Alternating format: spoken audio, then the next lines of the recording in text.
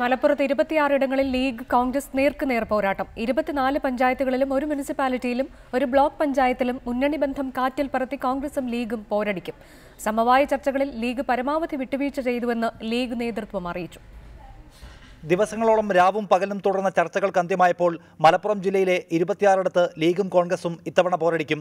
മുന്നണി ബന്ധമില്ലാത്ത കൂടുതൽ പഞ്ചായത്തുകൾ വണ്ടൂർ നിയോജക മണ്ഡലത്തിലാണ്. കരുവാരക്കുണ്ട്, ചോക്കാട്, കാളികാവ്, പോരൂർ, തിരുവാലി പഞ്ചായത്തുകൾ കൂടാതെ കാളികാവ് ബ്ലോക്ക് പഞ്ചായത്തിലേക്കും ലീഗും കോൺഗ്രസും തമ്മിലാണ് മത്സരം. കൊണ്ടോട്ടിയാണ് ജില്ലയിൽ മുന്നണി ബന്ധമില്ലാത്ത ഏക മുനിസിപ്പാലിറ്റി. കഴിഞ്ഞ തവണയും ഒറ്റയ്ക്ക് മത്സരിച്ച മൂത്തേടത്തും ചെറിയമും പൊന്മും പഞ്ചായത്തുകളിലും ഇത്തവണ കോണിയും കൈപ്പത്തിയും തമ്മിൽ ചേർന്നില്ല. സമവായ ചർച്ചകളിൽ ലീഗ് പരമാവധി വിട്ടുവീഴ്ച ചെയ്തുവെന്ന് ലീഗ് ജില്ലാ സെക്രട്ടറി പറഞ്ഞു.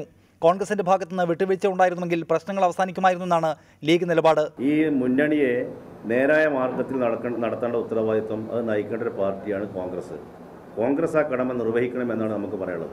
അതേസമയം ജില്ലാ പഞ്ചായത്തിലേക്കും ബ്ലോക്ക് പഞ്ചായത്തിലേക്കും മുന്നണി ബന്ധം തെറ്റിച്ചാൽ നടപടിയെടുക്കുമെന്ന് ലീഗ് നേതൃത്വം വ്യക്തമാക്കി.